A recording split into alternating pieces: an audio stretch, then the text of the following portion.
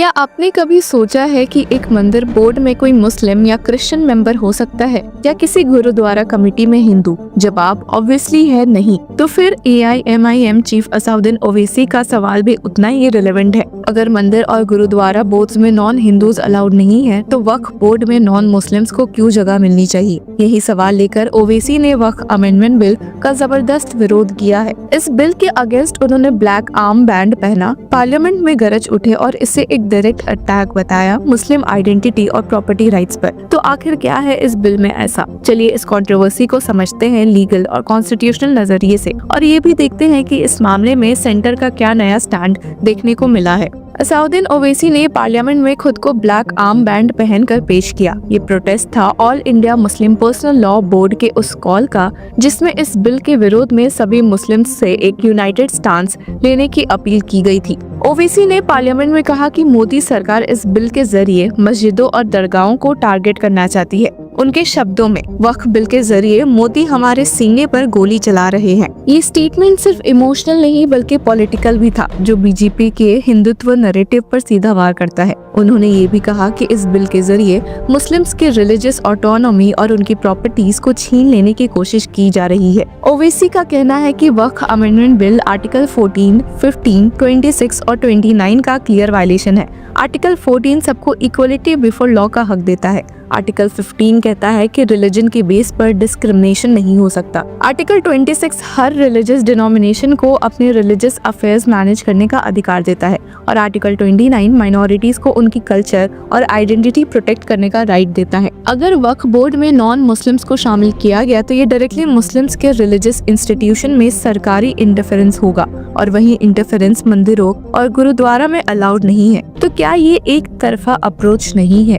लेकिन सरकार का कहना है कि इस बिल में कुछ भी अनकॉन्स्टिट्यूशनल नहीं है। होम मिनिस्टर अमित शाह ने ये डिक्लेयर किया कि वक्फ बिल इसी सेशन में री इंट्रोड्यूस किया जाएगा। उनका कहना था कि अपोजिशन मुस्लिम्स को झूठ बोलकर भड़का रही है। उन्होंने कहा, ये बिल किसी का हक नहीं छीन रहा और जिसके खिलाफ भी डिसीजन होगा वो कोर्ट में चैलेंज किया जा सकता है। शाह का ये भी मानना है कि जैसे CAA और आर्टिकल 370 का स्क्रैपिंग कोर्ट्स में चैलेंज हुआ, वैसे ही ये भी हो सकता है। पार्लियामेंट के डिसीजंस एब्सोल्यूट नहीं होते। ओवैसी ने बीजेपी के एलाइज पर भी एक तरह से मॉरल अटैक किया। उन्होंने नाम ले लेकर कहा कि Chandrababu Naidu TDP, Nitish Kumar JDU, Chirag Paswan LJP और जयंत चौधरी RLD भी इस बिल के लिए जिम्मेदार है, क्योंकि उन्होंने बीजेपी को सरकार बनाने में मदद दी।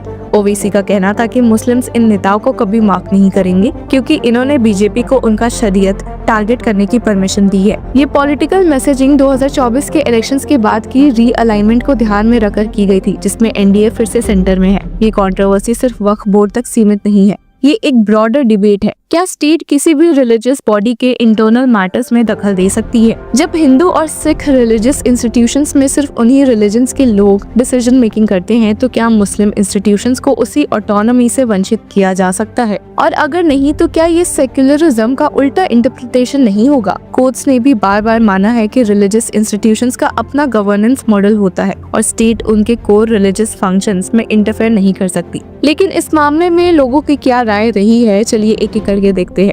नमाज अदा करें। देखिए, आज अलविदा की नमाज है। ये एक बहुत ऑस्पिशियस प्रेयर का डे होता है। पूरे एक माह रमजान का रोज़ा रखते हैं और ये आखिरी फ्राइडे की अलविदा की है। तो ये पॉयस एक प्रेयर है, और उसमें all India Muslim personal law board काली पट्टी बांधने के लिए कह रहा है। क्या ये ट्रेड यूनियन है क्या? और काली पट्टी बांध करके किसके खिलाफ प्रोटेस्ट? जब आप जा रहे हैं एक प्रार्थना करने गॉड के या अल्लाह के नाम, और उस समय आपसे कहा जा रहा है काली पट्टी बांधिए, तो उनके खिलाफ मतलब काली पट्टी बांध करके आप प्रेयर ऑफर करने के लिए कह रहे हैं, या देश में अव्यवस्था फैलाने की कोशिश कर रहे हैं? आज कम से कम इस अलविदा की नमाज पे जो उन्होंने किया है ये शर्मसार करने वाला। एक तरफ वो मजहब के और मुस्लिम तंजीमों की नुमाइंदगी करते हैं, और दूसरी तरफ कम से कम रमज़ान जैसे महीने का एक इतना पवित्र त्यौहार, उसमें भी राजनीति कर रहे हैं, काली पट्टी बांधने की बात कर रहे हैं, और राजनीति लगातार कर रहे हैं। चाहे पटना में धरने पे गए हों, चाहे जंतर मंतर पे किया हो, चाहे उस पे किया हो। मैं कहता हूँ कि आखिर ये राजनीति क्यों हो रही है? अभी तो अमेंडेड बिल भी नहीं आया है। अमेंडेड बिल लोकसभा में आएगा और सरकार ने बार बार कहा कि हम एक बेहतर वक्फ के लिए बिल ला रहे हैं जिससे कि गरीब, पसमानदा, आम बच्चों को, खवातीन, महिलाओं को फ़ायदा हो।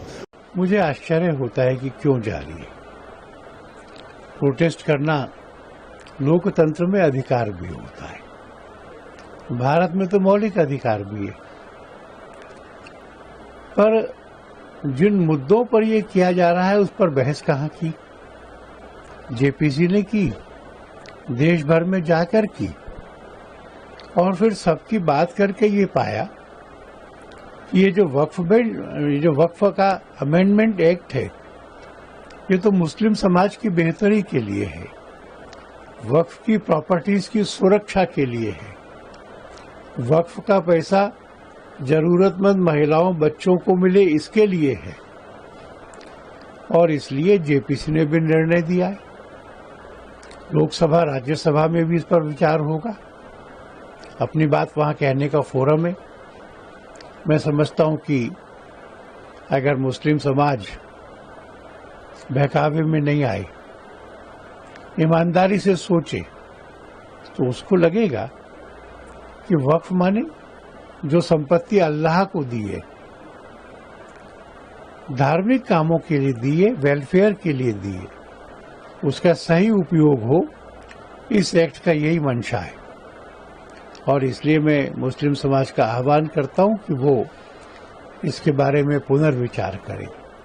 लेकर रिजोल्यूशन पास किया है केंद्र सरकार के खिलाफ। मेरी समझ के परे है। आपके सदस्य उस समिति में मौजूद हैं, जेपीसी में मौजूद हैं। जितनी बातें आपको रखनी थी, मौका सबको दिया गया। उसके बाद भी इस तरीके का माहौल बनाना, मतलब सोची समझी रणनीति के तहत विपक्ष के कई सांसद, कई नेता, कई दल ऐसे हैं जो ये माहौल बनाना चाह रहे हैं कि ये वक्फ संशोधन बिल जो है ये मुसलमानों के खिलाफ है। मेरी समझ के परे है कि इस तरीके से मुसलमानों के बीच में आप अपनी राजनीतिक रोटियां सेकने की सोच से, और कौन कौन से दल नहीं है, कांग्रेस जैसी पार्टियां, राजद जैसी पार्टियां, सपा जैसी पार्टियां। सच्चर कमेटी की रिपोर्ट 2006 में आई थी मुसलमानों के हालातों को बताती हुई। 2006 से पहले अधिकांश समय किन लोगों की सरकारें थी? केंद्र की अगर आप बात कर लें, कांग्रेस और कांग्रेस समर्थक सरकारें थी। मैं अगर अपने राज्य बिहार की बात करूं तो 15 साल तक लगातार राजद की सरकार थी। उसके बाद भी मुसलमानों के हालात इतने बदतर थे, और आज आप सबसे बड़े उनके मसीहा बनते हुए उनके बीच में ये भ्रम फैलाने का प्रयास कर रहे हैं कि वक्फ संशोधन में ऐसी चीजें कर दी गई हैं जिससे पता नहीं मुसलमानों का कितना अहित हो गया। इस सरकार की सोच है। तो व्यूअर्स, सवाल आपके लिए है, क्या वक्फ बोर्ड में नॉन मुस्लिम्स को शामिल करना सेक्युलरिज्म है या इंटरफेरेंस? क्या सरकार का ये स्टेप माइनॉरिटीज के खिलाफ है या एक लार्जर रिफॉर्म का हिस्सा? अपने ओपिनियंस हमें कमेंट सेक्शन में जरूर दें और लॉ चक्रा को सब्सक्राइब करना मत भूलिए।